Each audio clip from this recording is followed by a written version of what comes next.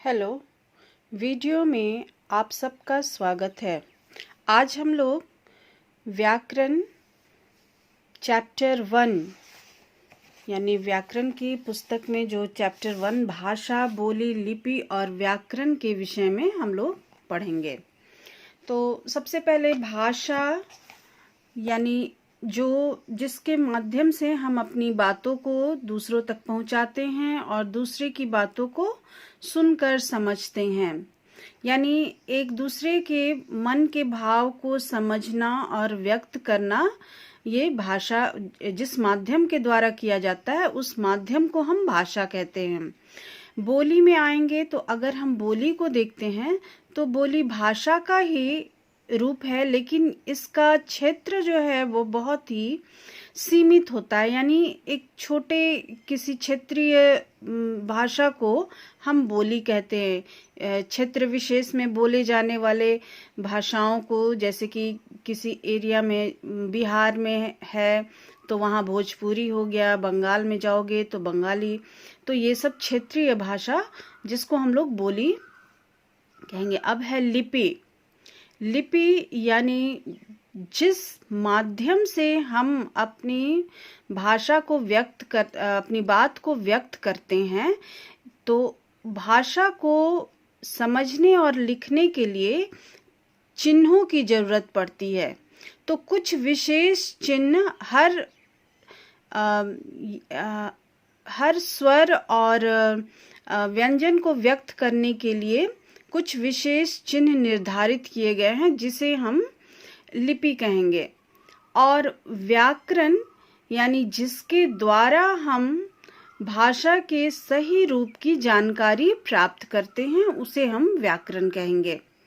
तो अब हम लोग चैप्टर में आएंगे। सबसे पहले भाषा, जैसा कि मैंने बताया है, भाषा के माध्यम से हम अपने विचार को व्यक्त करते हैं, मन के भाव को प्रकट करते हैं दूसरों के सामने और दूसरों के मन की बात को समझते हैं पढ़ करके या सुन करके।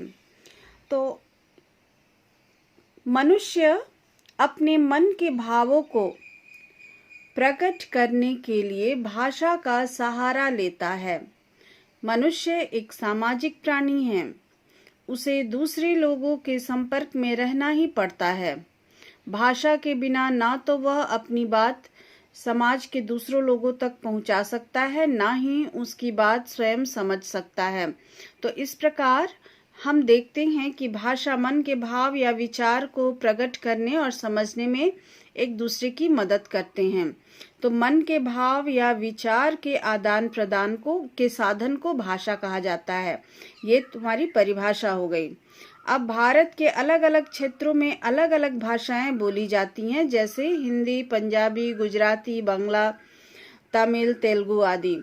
अन्य देशों में भी अलग अलग भाषाएं बोली जाती है, जैसे अंग्रेजी हो गया, जर्मन हो गया, फिर फ्रेंच, चीनी आदि। अब हम लोग देखेंगे भाषा के रूप। तो भाषा दो तरह के होते हैं। पहला है मौखिक भाषा और दूसरा है लिखित भाषा। तो मौखिक भाषा यानी जिस भाषा को हम अपने मुंह से बोलते हैं और सुनकर समझते हैं। तो मौखिक भाषा, जब कोई मनुष्य हमारे सम्मुख होता है और हम अपने मन के भाव या विचार को उसके सामने बोलकर प्रकट करते हैं तो उसे मौखिक भाषा कहते हैं। लिखित भाषा, जब हम अपनी बात को लिख करके दूसरों के सामने रखते हैं। तो जब हम अपने मन के भाव या विचार को लिखकर प्रकट करते हैं तो उसे लिखित भाषा कहा जाता है। तो ये तुम्हारा मुख्य रूप से दो प्रकार है भाषा का। पहला मौखिक है, दूसरा लिखित है। एक और भाषा इन दोनों के अलावा होता है जो है सांकेतिक भाषा, जो गूंगे और बहरे व्यक्ति के द्वारा इशारों या संकेतों के द्वारा व्यक्त करते हैं वे अपनी बात को, है ना। तो अपनी बात को दूसरों तक वे पहुंचाते हैं इशारे के द्वारा, लेकिन इसे हम भाषा में नहीं रख सकते हैं।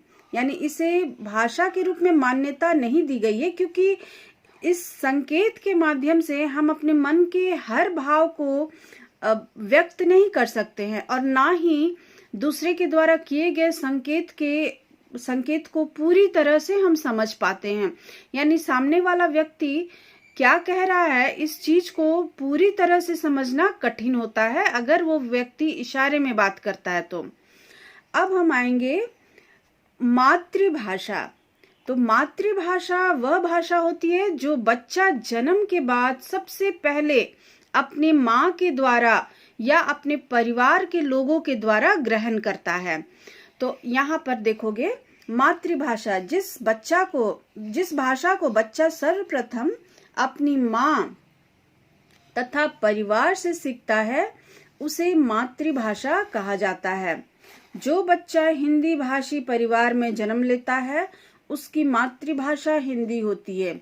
इसी प्रकार पंजाबी भाषी परिवार में जन्मे बच्चे की मातृभाषा पंजाबी होती है। तो जिस परिवार में जन्म लेंगे जहाँ वहाँ पर जो भाषा मुख्य रूप से बोली जाती है बच्चा सबसे पहले जन्म के बाद उसी भाषा को सीखता है।